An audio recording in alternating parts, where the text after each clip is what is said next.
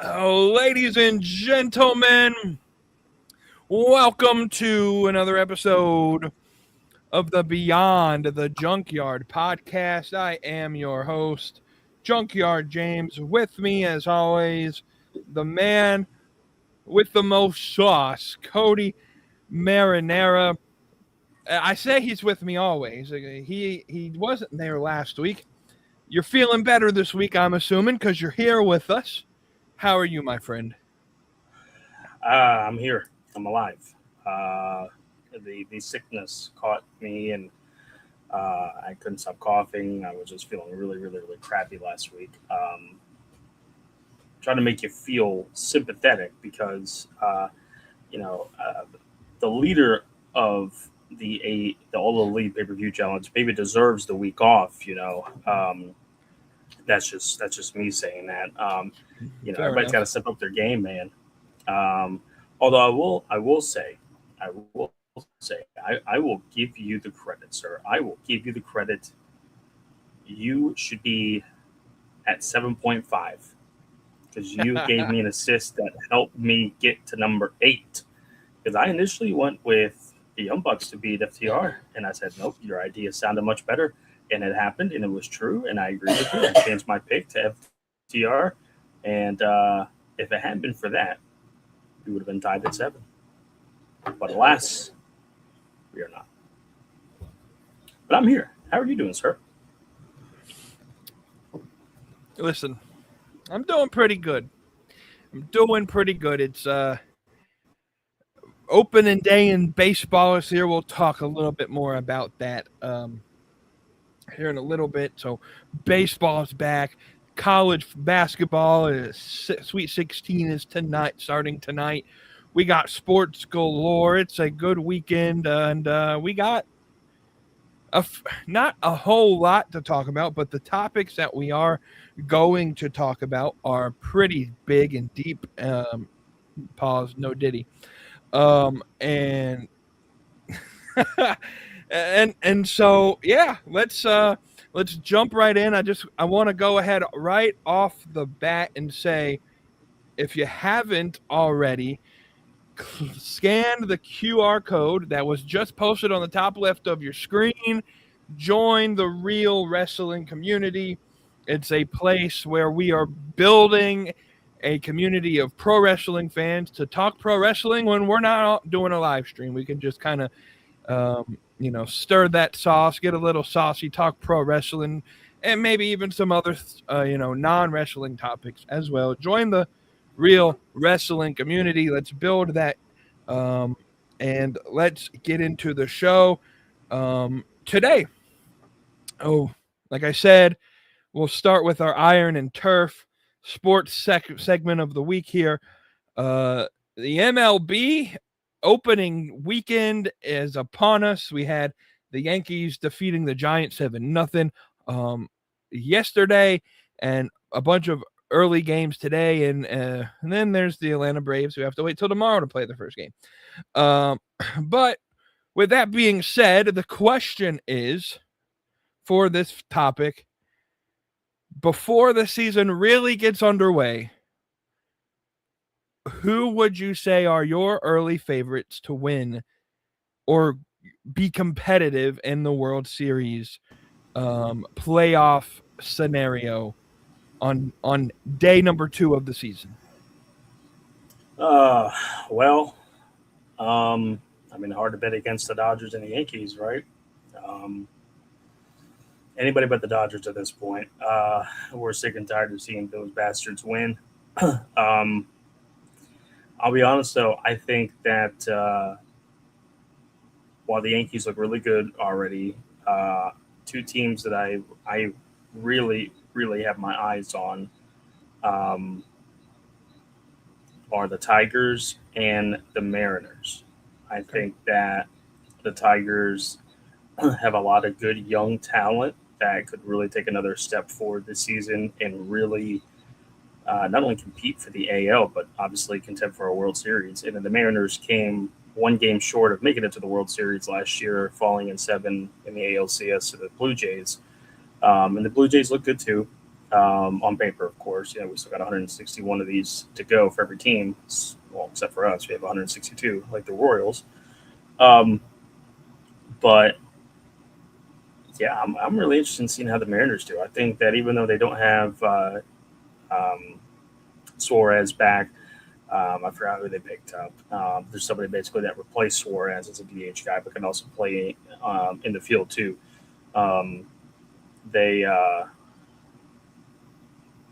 They look good on paper, and I think that they could really contend for pushing at least the AL or push to be the contender for the AL in the World Series. Dodgers really can be the team that, until you beat them, they're the champs. As much as I hate to say that, and hopefully our Bravos will be able to contend with them. We first have to run through the gauntlet of the three-headed monster in the NL East with us, the Phillies, and the Mets, both of whom already won this today. So we're already a game back. I'm really looking at the Mariners and the Tigers to really contend for the AL crown and potentially win the World Series this year. Just picking teams that are not right. The favorites, like in a way, the Mariners are favorites. Tigers are not too far behind, obviously, but the Yankees, Phils, Mets, Dodgers, those are your top four, probably. Yeah, that's what I would say. It's my two teams I'm kind of looking at: Tigers and the Mariners. Yeah, that's fair. I think obviously the favorites probably right now are the Yankees. They looked really good yesterday. And I mean, when you buy a roster that good, Max Fried and all of them, you're going to be good. And the same thing for the Dodgers. I think they'll end up in that position again next year or at the end of this season. Some teams that I think are going to shock people based off of just some face value, surface level research that I did. I don't know how far they'll get, but I want to see how good the Colorado Rockies are because they have built themselves a dangerous starting five rotation. It is it's going to be interesting to see if the offense can help the defense or if it's going to be like Paul Skeens and there's no batting there. They should be better, I think. Man, the American League East is going to be a battle. I think there's 3 teams that are going to battle: Toronto, Yankees, and Boston did pretty good. Baltimore won today. Yeah, so don't count out Baltimore. I think that Baltimore has a sneaky good team.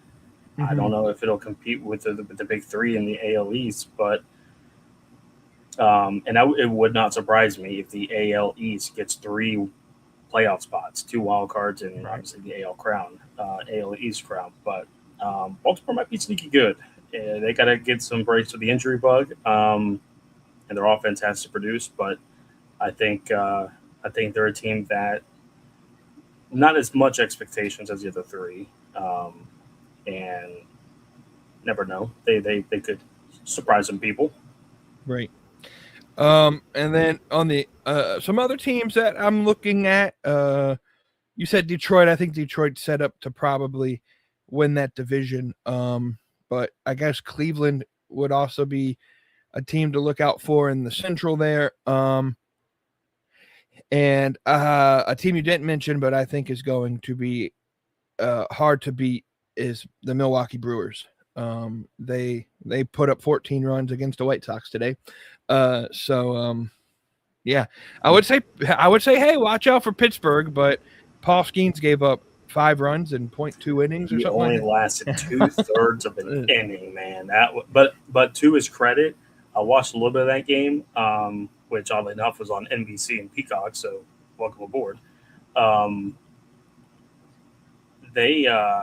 It wasn't all his fault. Whoever the center fielder was, but he had an awful first inning. O'Neill Cruz needs to work on his defense. So yeah, I mean, baseball is starting up. Hockey's heating up at the end of the year. Speaking of hockey, scoring his first goal of the season for the Washington Capitals, Ivan Miroshnichenko.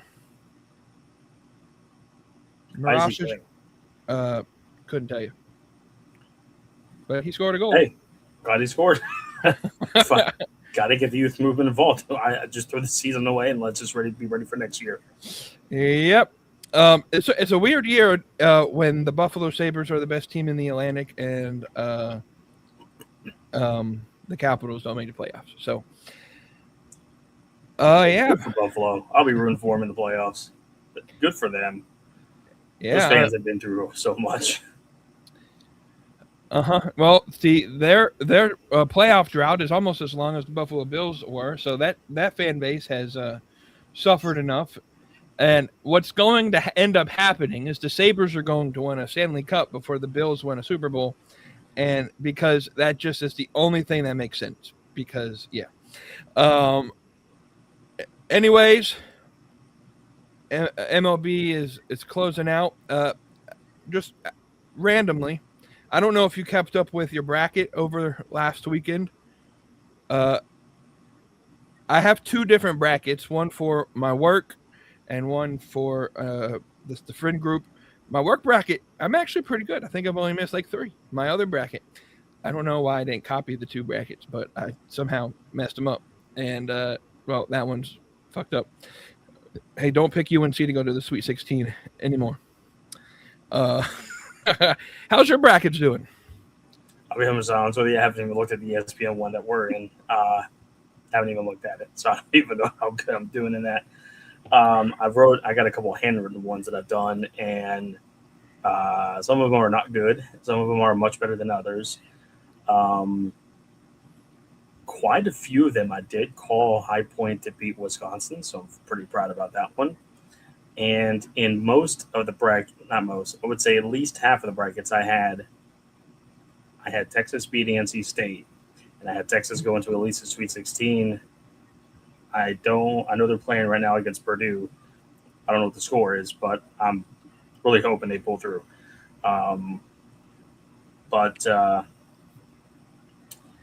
Yeah, Florida losing last weekend kind of hurt me in some brackets. But it should be interesting. I still got the winner, I think, in all of my brackets. But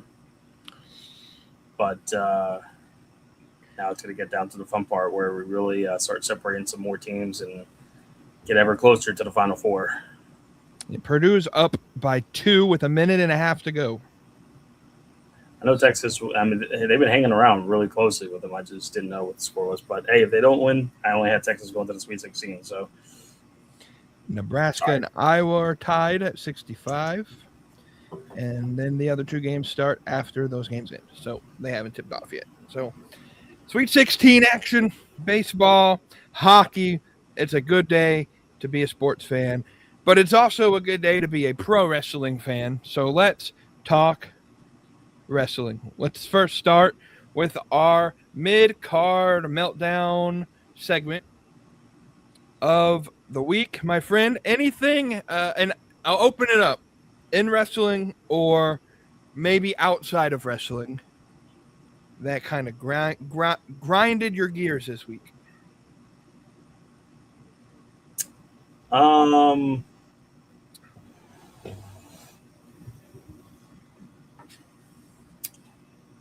Well, Clemson baseball has fallen off of fudging cliff. I don't know what the hell happened to them. So that's not good. Hey, listen, you haven't had to fire your coach. No, we're not at that point yet. But we expected better, and we're not doing very good right now. You can always cheer for Coastal. That's why I got a backup team. So that's why I root for them at the hometown team. I may have to start switching over to the Chanticleers gear here much sooner than later. And oddly enough, Coastal played Clemson Tuesday, and we blew a 6-run lead, and Coastal won. So I guess I won and lost, but still.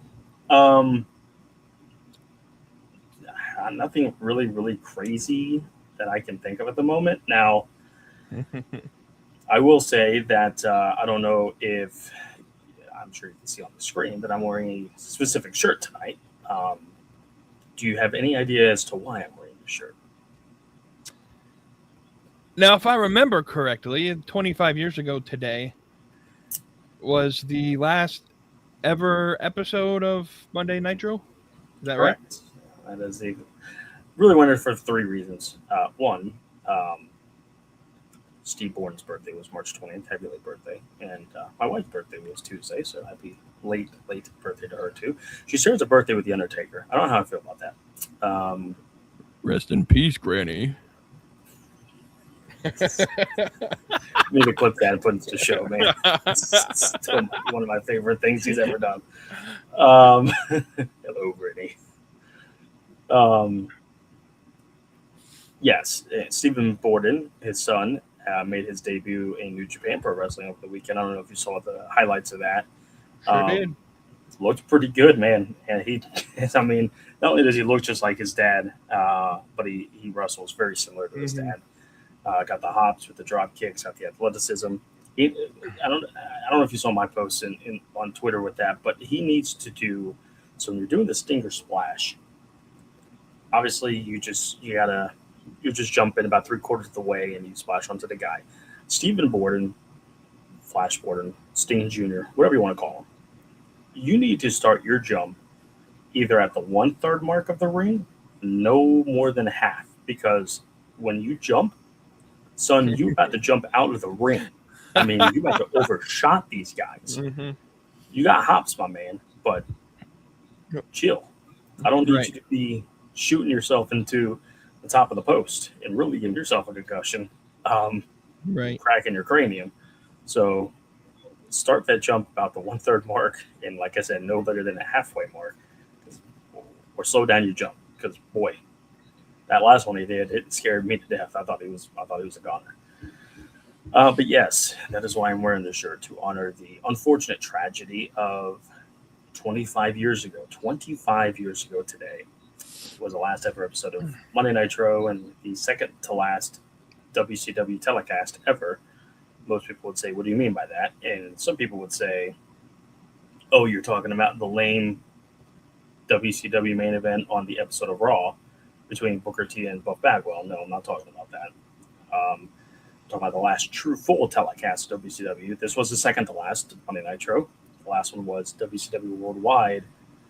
I think it either aired the Saturday after Nitro or the Saturday after that. And it was Mike Tenay and Scott Hudson, and they were kind of recapping the last pay-per-view, Greed, the last Monday Nitro, and just kind of saying, hey, we don't know what's going to happen.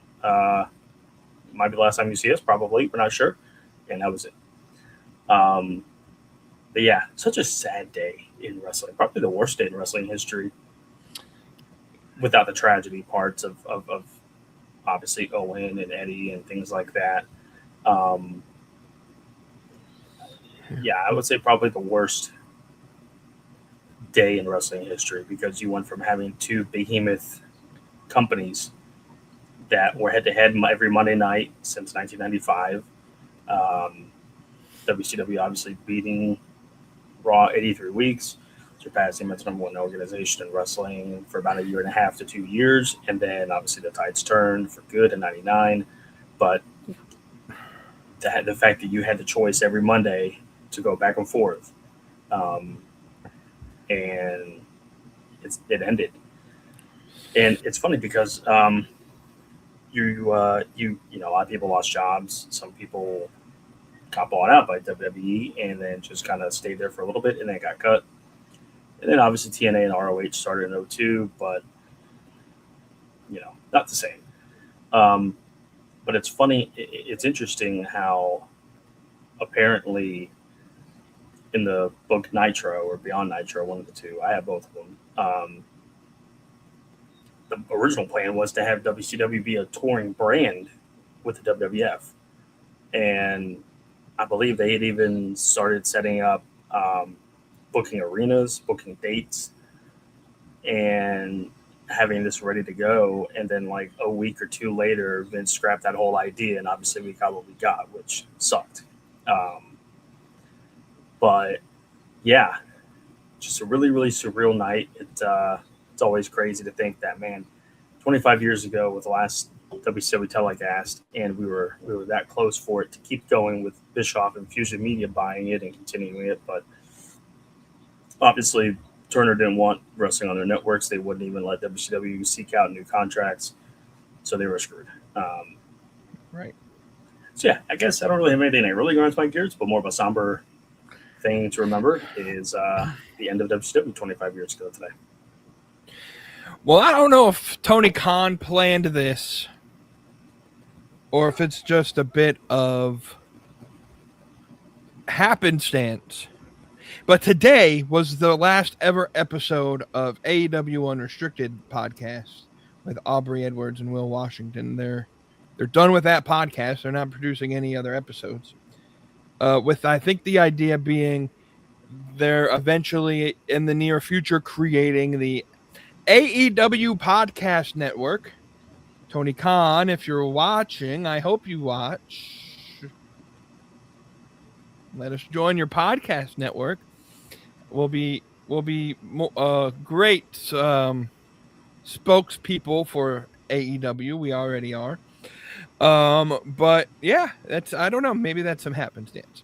Now, I know you said off the record, I don't think you watched all of Dynamite last night. Is that right? I caught up at a little bit later, or a little bit earlier this afternoon. So yes, I finally did get through all of it. All right. So we've talked about this topic, I think, a little bit in regards to a specific chant and how we just we don't really necessarily like it on the broadcast. And they brought it back up on the broadcast again last night, but at a weird spot, a spot I didn't think I wasn't ready for it. So it kind of shocked me when I heard the Minnesota crowd start cheering F Ice as loud as humanly possible.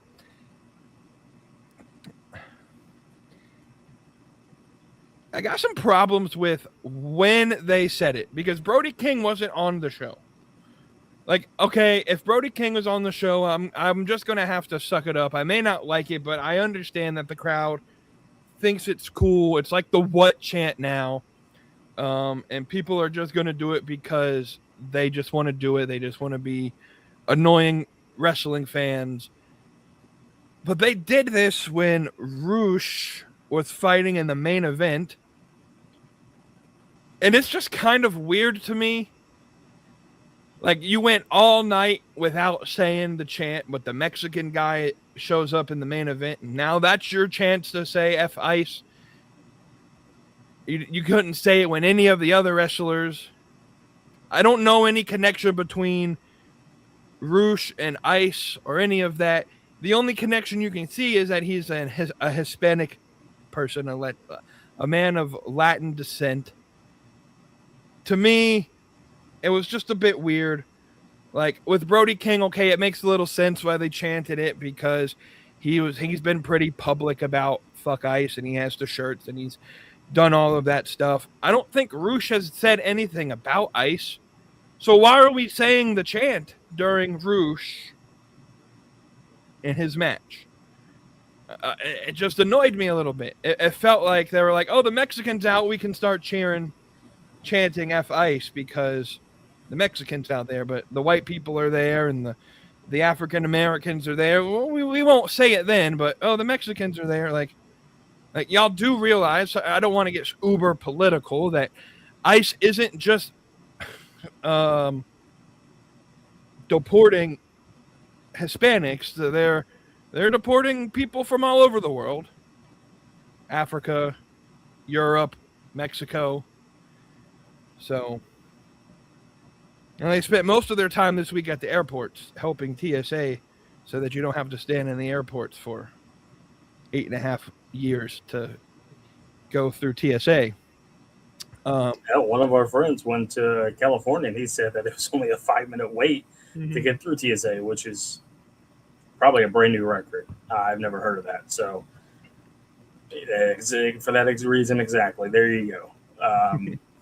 So I don't know. It's just I know the chance going to be there for Brody King, and I can expect it to happen with Brody King.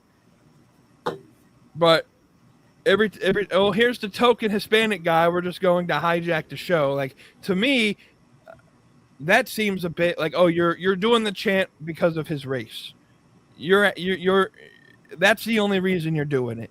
You want to be some sort of like fake social media ally for these people, and he has nothing to do with that. And that's why it goes back to the bigger point that we've said multiple times already on this podcast. Stop making the show political. Stop making your chants political. I don't care where you stand. You can hate ice. You can love ice. You can, eat ice. You can drink ice. I don't care. But, and I think, was it Sean Dean? I can't remember who it was. There was a wrestler. It wasn't Sean Dean. Sean Dean said there was ice at the Chicago airport. There was a wrestler, I can't remember, somebody in the wrestling space that said when you make the show political, you've already isolate half your audience. I can't remember who said it a couple days ago, but it's the truth. You isolate your audience, and I don't know. No, I would even say that. I don't know exactly who said that you're mentioning, but I've heard on podcasts in years and weeks ago between Bischoff and Jeff Jarrett and Bruce Pritchard, hell, even Cornette, people like that. When you, and obviously, Cornette's a far left guy. I'm believing Jarrett is right. It doesn't matter. Bischoff is right. It doesn't matter. But still,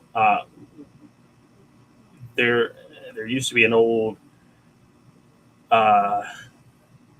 maybe unwritten rule in wrestling that you don't bring up politics, religion, and there may be something else, but I know those two for sure. Because you alienate half your audience, one way or the other. You could even be religious, and it still would alienate your audience. Right. Catholic, Christian, Buddhism, Judaism, Hinduism, different branches of Christianity, Presbyterian, Catholicism. It just goes down the list. You're alienating so much of your audience, one way or the other, no matter how you're doing that. Mm-hmm. And while in a way, I'm glad and surprised that we don't have more religious or political storylines in wrestling.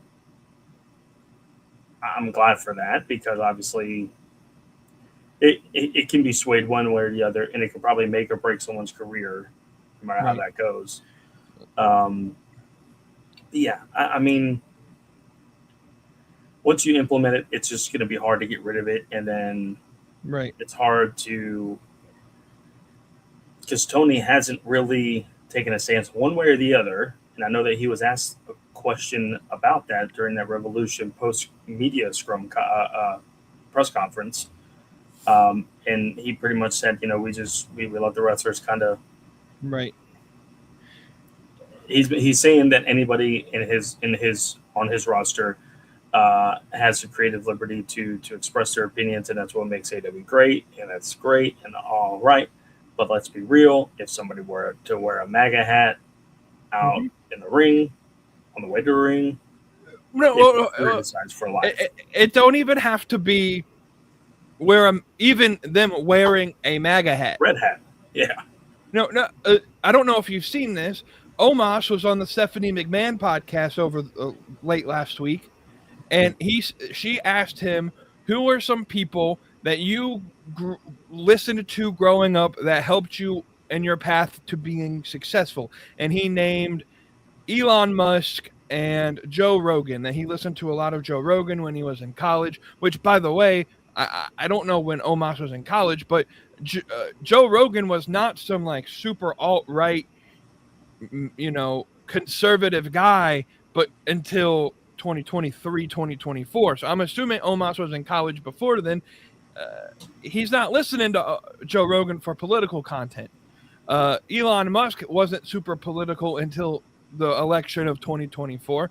But the people on social media were like, "Oh, I can't like Omos anymore. He's one of them MAGA guys because he listed Elon Musk and Joe." And so that's the issue. And one, I don't think Omos won. It was not part of the wrestling story. It's a podcast. Not everybody listens to it. So, and he was asked the question. So I don't want him to lie about the question. And he wasn't trying to be political with it. I think there's a difference there. But you see, Omos answers that question, and people form their own assumptions. And now, it's just you dig down the rabbit hole. But the fact that we've even gotten to this position in American culture, that where somebody may disagree with you, and you choose who your friends are based off of those disagreements. Well, I can't like somebody if you support this, that, and the other. Like I don't like it in my entertainment form. Same reason I don't like, movies to be super duper political in any way, like, because it's a form of entertainment. It's not supposed to replicate the craziness of the actual world.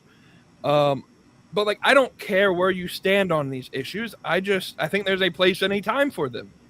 And there are people that will literally unfriend you or block you or stop talking to you or break up with you because you support a certain thing. And I think that's crazy that we've gotten to the point of culture to where disagreements can't be handled like adults.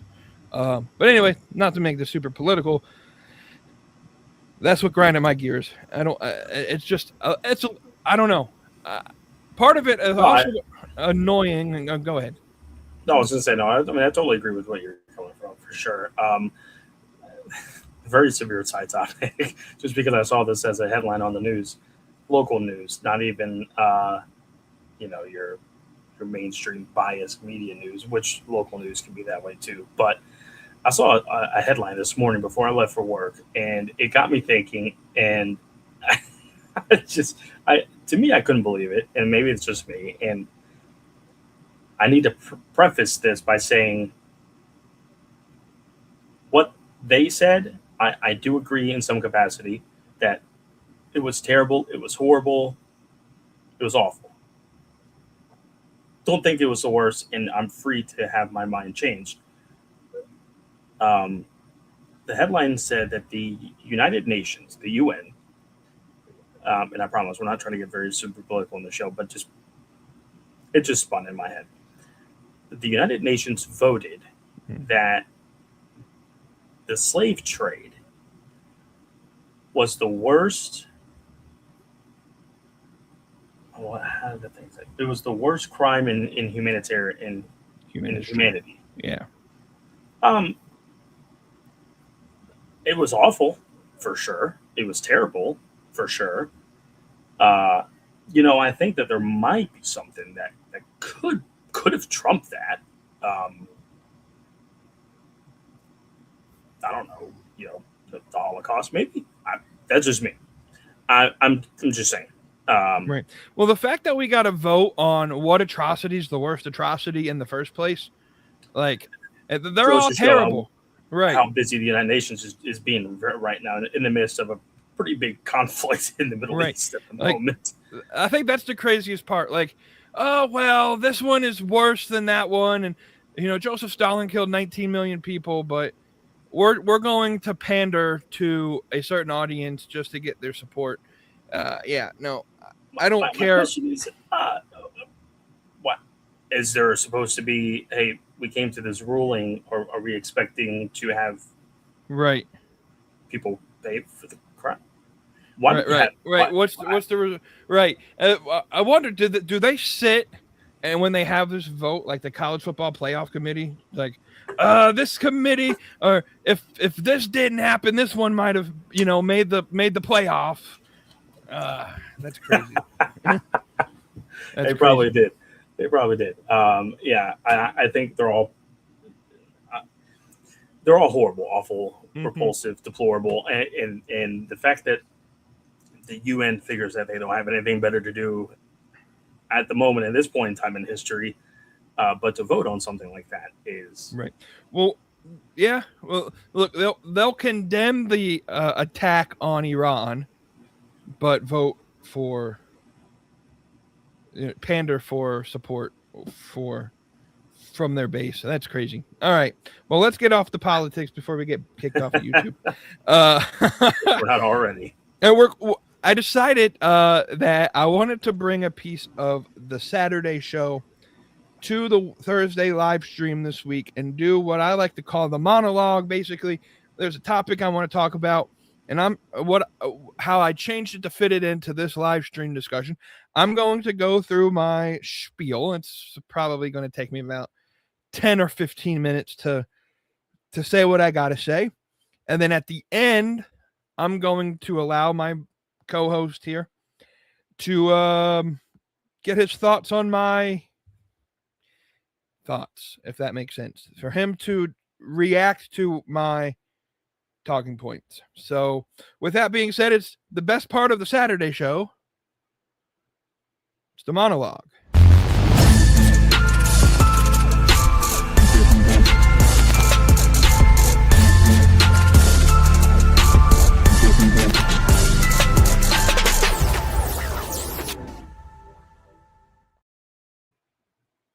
All right.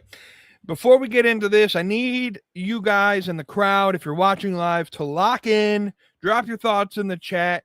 If you're catching this after it goes live on the replay, comment your thoughts as well. This is probably one of them topics I think people may disagree with me.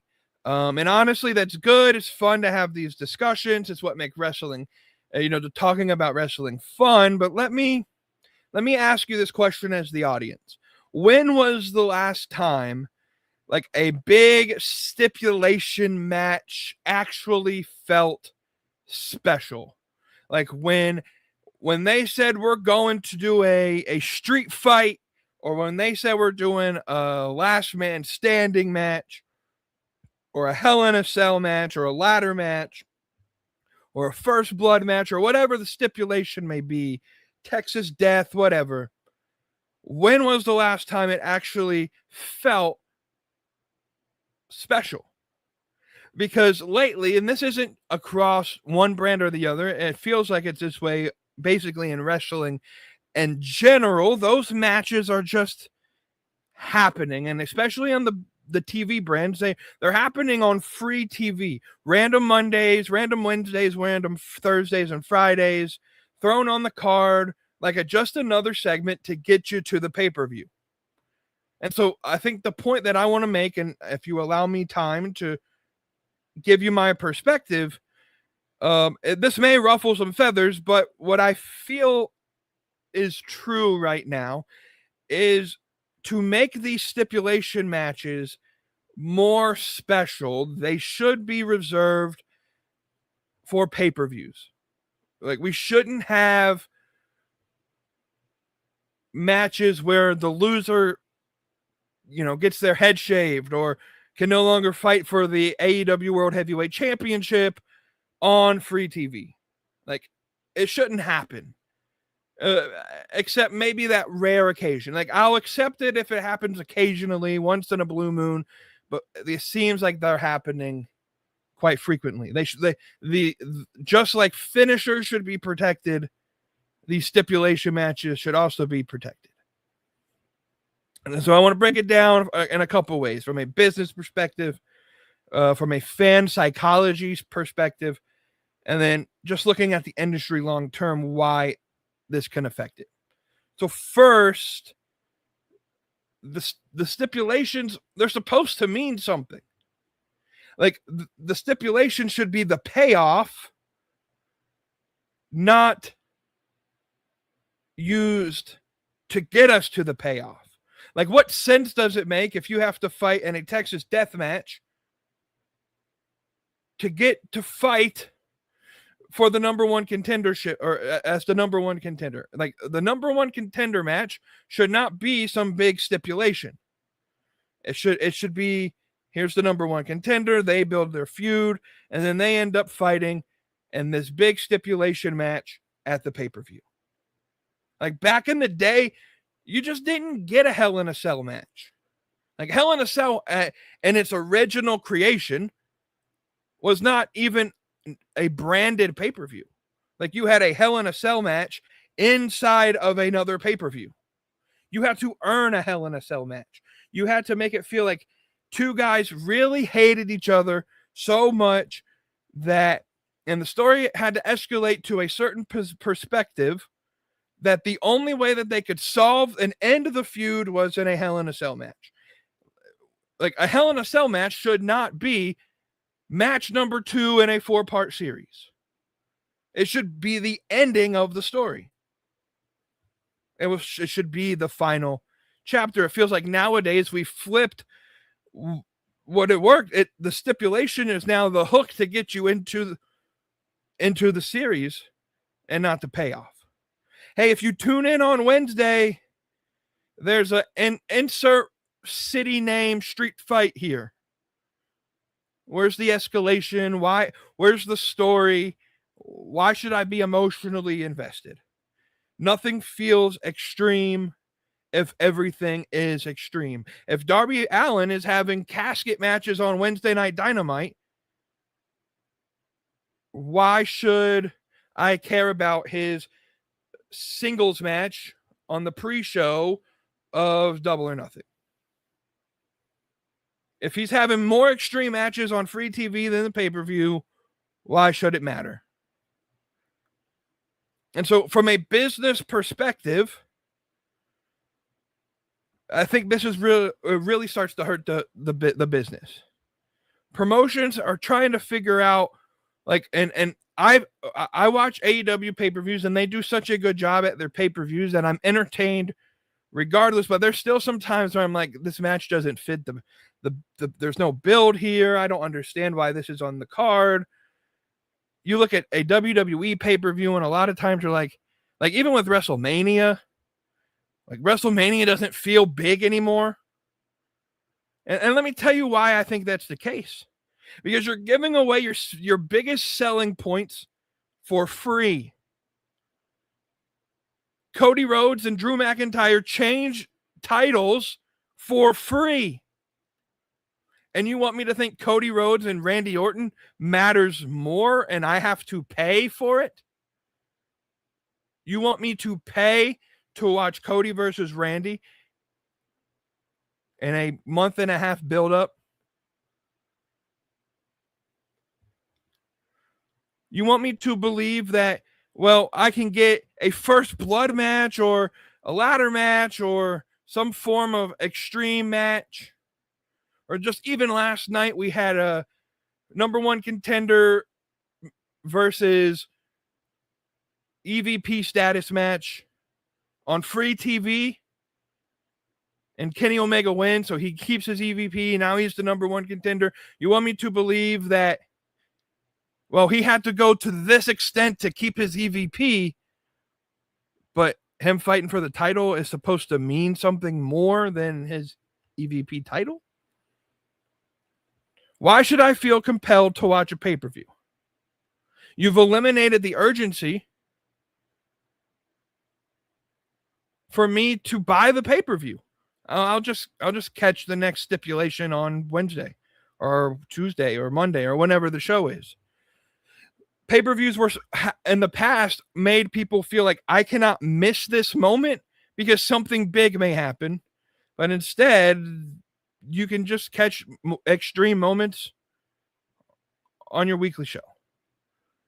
The premium product now feels less premium, therefore it doesn't feel like you have to watch it live. It feels like an optional thing that you need to watch whenever you get to it. And deeper than that, when you make the pay-per-view feel optional, you make the pay-per-view's value seemed lower, less engagement. There's less moments that are culturally impacting in pro wrestling. Like when Mankind got thrown off the Hell in the Cell, you don't even have to know wrestling to know what happened there. The Rock and Stone Cold were icons of the Attitude Era, even among people who didn't watch wrestling, because and why is that? Because they weren't doing all of the big stunts on free TV. You had to pay. You had skin in the game to see when Austin wanted to beat the living hell out of Vince McMahon. Like you get a little taste of it on the show, but the actual ass kicking was on the pay-per-view. You had to put skin in the game to get the result you were looking for. You had to be there. It wasn't just another episode. We're getting these big moments. And I love AEW because they give you these dream matches, but when every match is a dream match, is any match a dream match at that point? When 48 hours from now, another show's on and now it's getting lost in the algorithm. It's just content building at this point. You're not building historical moments. Big matches happen so frequently that you have a hard time picking which piece of the feud is important and what's not. And so that's where we get to something I think people overlook is fans don't want more wrestling. They want better quality wrestling. Like if every week has a gimmick match on your show, does anything really stand out? Or is it all just noise? And over time, fans become numb to the noise. That's why WWE kind of got stale in 2017, 2018, 2019, because every week there was some sort of gimmick to everything. Roman Reigns was eating dog food, and fans don't want to see that. Fans want to see quality, not quantity. You can't keep raising the stakes forever. I've said this before with the women's tag belts in AEW. It felt like we were getting Willow and Harley versus the Penelope and Megan, or Lena and Megan 18,000 times before the payoff. Like, could you imagine if they had beaten them on match 3 instead of match, 7 or 8? How much bigger the moment would have been? If you didn't have them wrestle every week, would them winning the AEW women's tag titles been bigger at Revolution than it actually was? Well, what we've done in pro wrestling now, we've trained ourselves as an audience to expect chaos to happen without a payoff. Darby Allin is going to go through a casket, and it's going to lead to nowhere. That leads to fans burning out. That leads to fans no longer being interested in your show. How many times have we said on a WWE show, we've seen this before? And when a fan feels like that, it's hard to get them to be interested in a show again. Like you gotta be able to tell a story that starts with a build, then there's rising tension, then there's some form of escalation that leads to the payoff at the pay-per-view. And those stipulations are where the payoffs happen, and it's supposed to be the end of that structure. The casket match was not supposed to just be some random side quest that got you to the pay-per-view. It was supposed to be the pay-per-view match. But when you skip steps or rush the process, you rob the audience of that anticipation. And at that point, they stop caring about somebody's journey. That's why AEW has done so well with Hangman Page doing just that. Hangman Page, a lot of his stipulation matches happen at the pay-per-views. Hangman Page isn't fighting a random stipulation match on a Wednesday night. He's waiting for the pay-per-view because that's the journey. That's why Hangman Page is the most interesting character in AEW, in my opinion, because the journey gets him there. And every match that he fights has a meaning.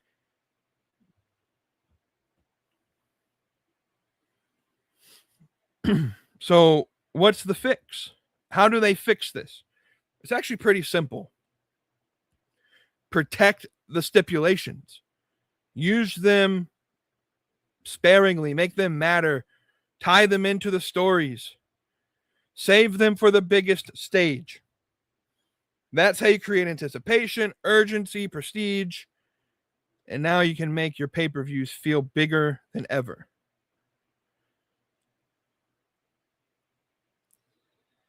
One last point.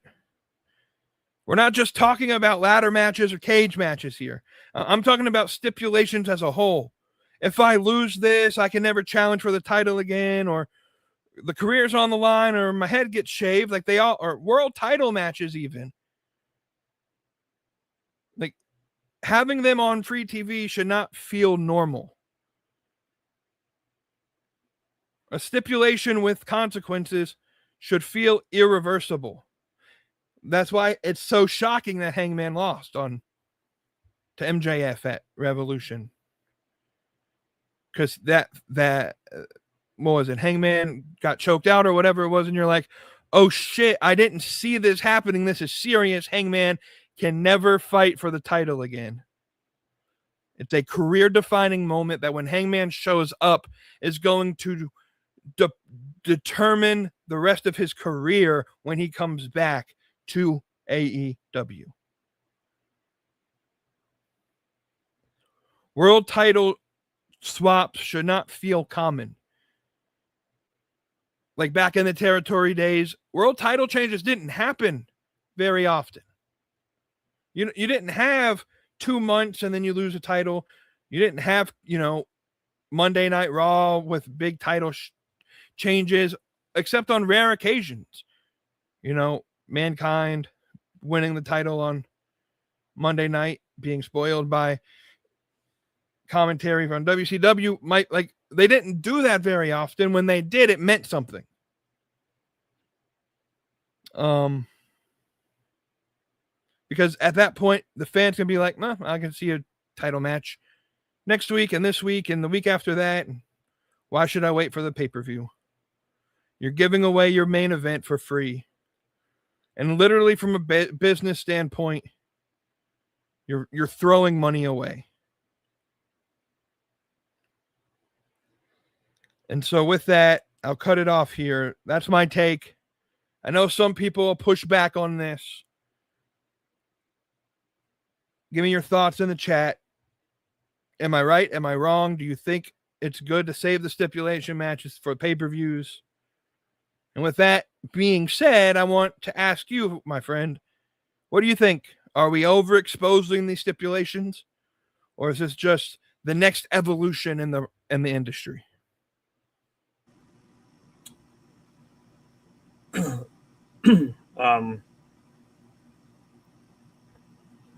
Yes, show's over. No.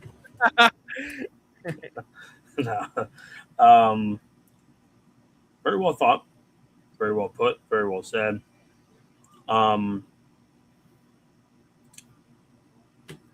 I go back to what I said a couple months ago about even last month about how frustrating it was to see world title matches being on SmackDown and 2 world title changes happening on SmackDown in a span of 2 months.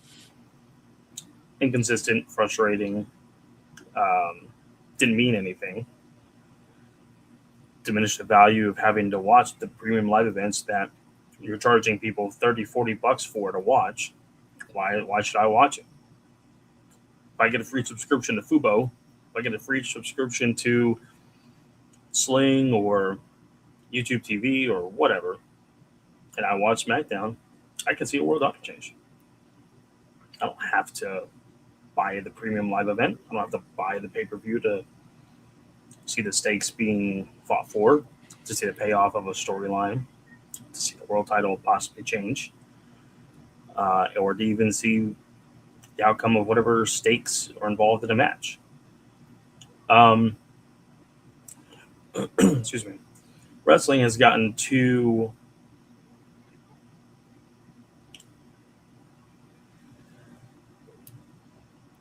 too repetitive when it comes to popping a rating, to catering to the casual fans, to catering to what can you see on the weekly television shows.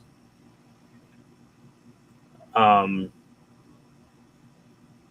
not against having stakes on a weekly television show that makes sense.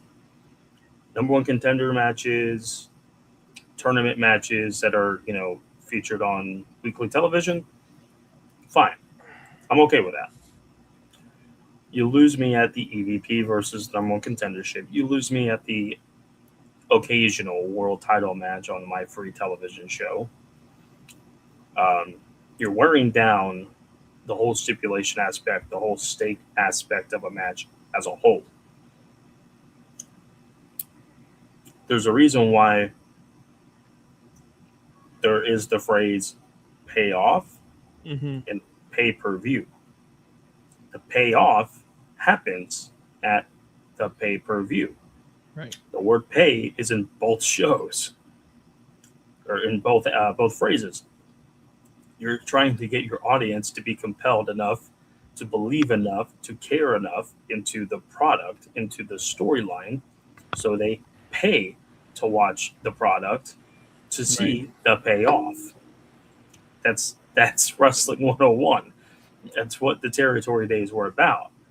You entice your audience on your weekly shows to come back and spend the money to watch wrestling in Memphis, to watch wrestling at the Sportatorium in Dallas, in California, in Oregon, in Minnesota, in the Northeast, in the Southeast, in Puerto Rico, in Hawaii, in Canada, in Mexico.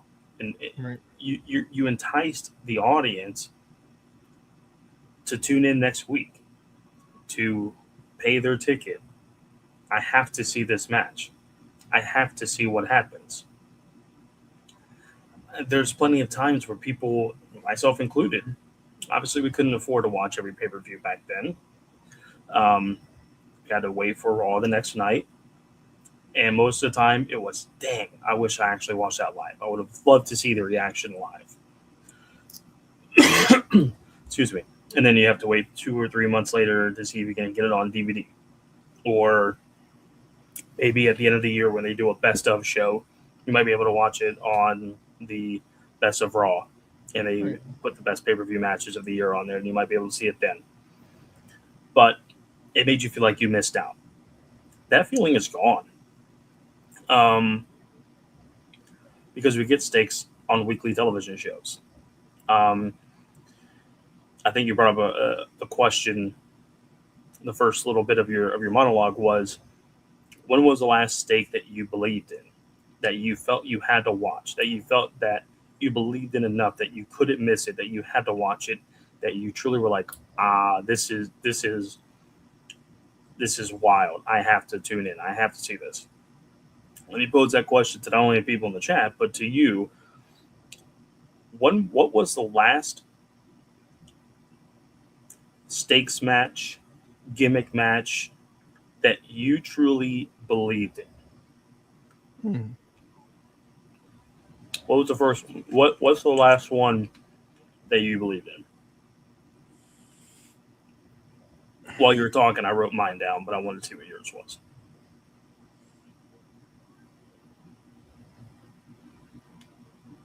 And it could be either one. It could be a championship stake. It could be a gimmick match. It could be a generalized stake in general.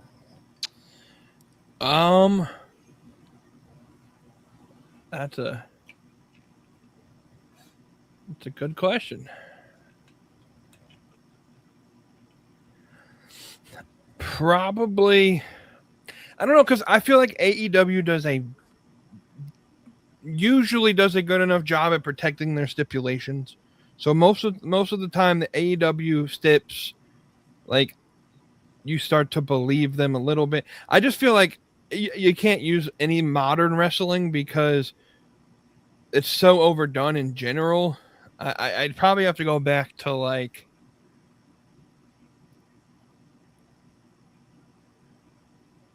can I do Seth Rollins and The Fiend? No, I'm kidding. That match sucked. No, I probably the like original rendition of like Hell in a Cell. Like those matches, you always are like, okay, somebody's going to die in these matches. And it didn't matter what it was, but nowadays it's like a ladder match is just a normal singles match. Or like a street fight used to mean something, or like a parking lot brawl match used to like actually be what it was. Now a street fight's just to bring whatever weapon you want to the ring match, and you never leave the ring. You don't go out to the streets. Like WWE used to do a really good job at like actually having people fight in the middle of the fucking road.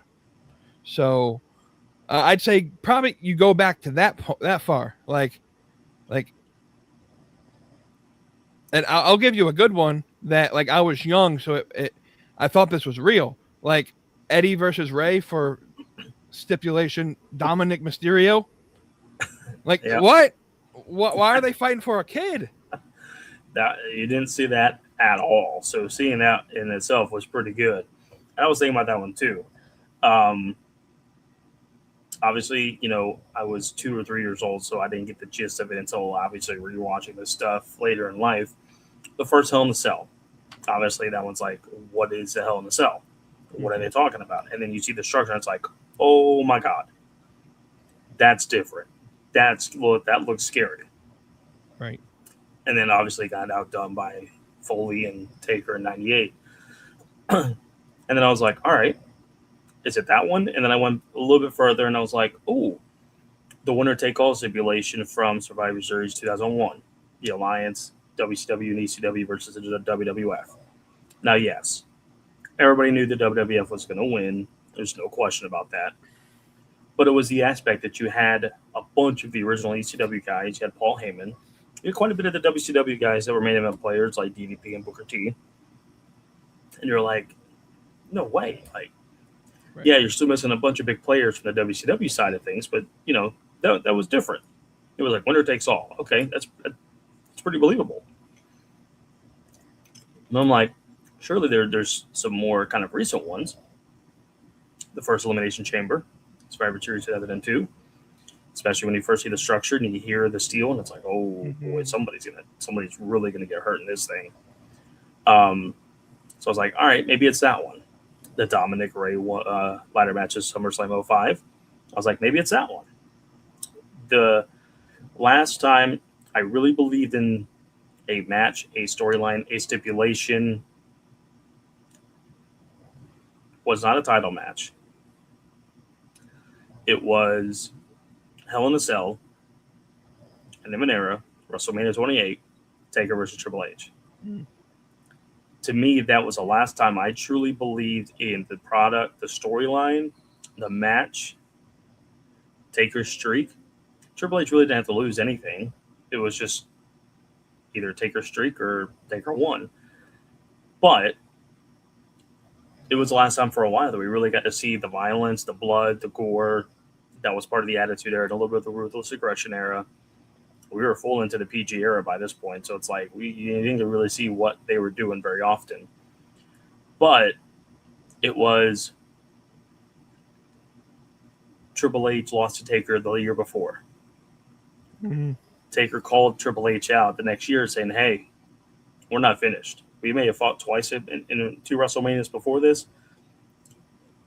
You brought something out of me, and you made me collapse backstage. I had to go to a hospital. I want to see if you can finish the job. And then Triple H was like, no, I can't do it because I know what it takes to finish the job, and I don't want to do that to you. I can't do that. You know, he was the on-screen COO type thing. He was like, or the chief content officer, whatever he was. You know, he was like the on-screen guy in the suit and tie, and he was trying not to be like that and be physical and in matches. And Taker pushed him, chopped his hair off, and then was like, your buddy could be the special guest referee. And then Triple H was like, all right, fine, if we're going to do this, there's only one way we can do this. Right. It's Hell in a Cell. Right. And it's like, holy shit, we just raised that bar so much higher. Yep. And it's like, damn, Triple H is really good in Hell in a Cell. So is Taker. Those are the two like best in the Hell in a Cell. Triple H has his best friend as a special guest referee. This is Taker's streak on the line. There's no way Taker's winning this match. Right. And now, was it the best best match of Taker's at WrestleMania? No, that's always going to be 25 against Shawn.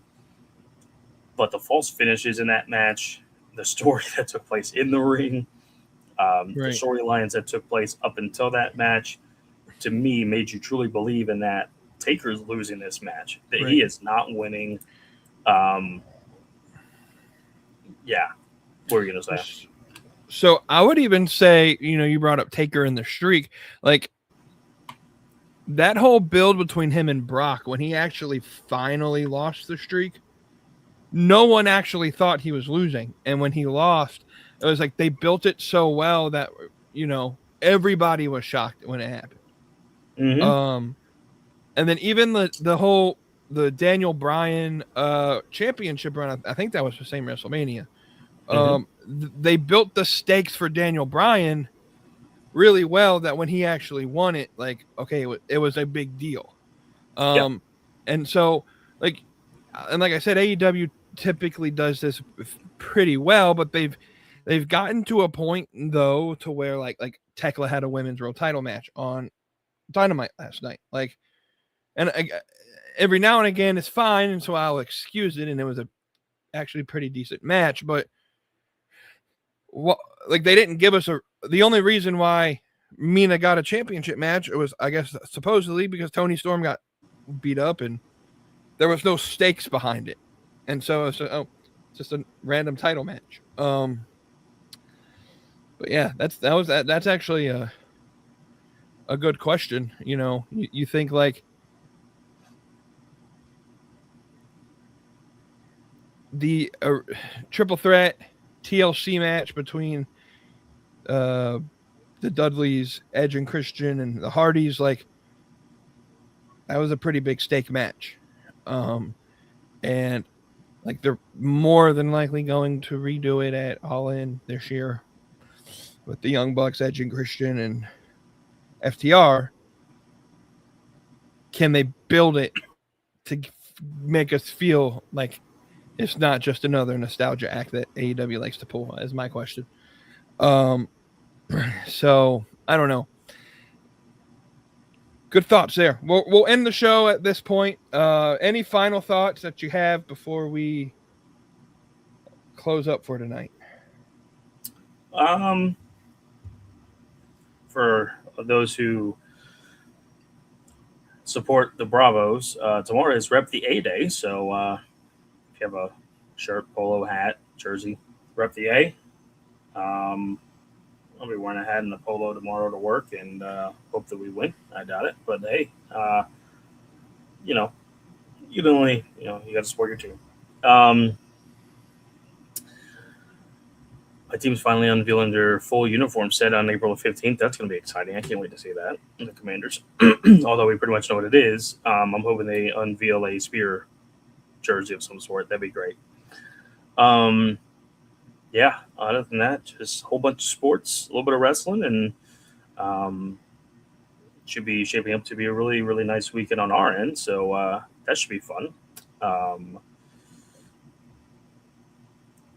Got a pretty fun day on Sunday lined up for us, where for my wife's birthday her birthday was Tuesday, but I bought a package for a 3D/4D ultrasound. I don't know if someone got my eyeballs. I'm burning up over here. A 3D 4D ultrasound session, and so that'd be pretty cool. We get to see our little man a little bit more in true form, so that'd be cool to see. And he won't look so much like a skeleton like he does on these ultrasounds. They're a little kind of funny to look at, but yeah. Other than that, that's all I got. All right, I got one thing. Our AEW's in Winnipeg, Manitoba, Canada next week. Now, just imagine Winnipeg, Canada. Bret Hart. Just we get to some point of the show, and all you hear is, I am the learning tree. No, I think we're over that. I think he bring back Judas at this point. Well, he did. Chris Jericho is actually going to change it to I am the cornerstone, because he trademarked the term cornerstone today. So get ready, y'all. I know a lot of the AEW fan base hates Chris Jericho, but get ready. He's about to break the walls down and come back to AEW. Just pay attention. Other than that, as you're cleaning your eyes out, you're going blind over there, we're gonna send it back over to you to say them final words. Well, ladies and gents, it's officially pollen season. Everything is yellow. Maybe that's part of the reason why my eyes are burning. Who knows? Pollen apocalypse. Yeah, pollen apocalypse. Good Lord. We got a bunch of sports on between MLB opening week, hockey. I believe the UFL starts this week as well, this weekend. Go Defenders. And some Sweet 16 and Elite 8 action will be going on as well. So y'all know what you got to do. You got to make your big old fancy nice pot of whatever your favorite sauce is and make a big old pile of it. And what you need to do is stir it up, soak it up, drink it up, eat it up. And eat the hell out of it. Enjoy the weekend. We'll see you next Thursday night here. And stay saucy, friends. Stay saucy. We'll see y'all next week. This is wrestling without the filter. This is Beyond the Junkyard.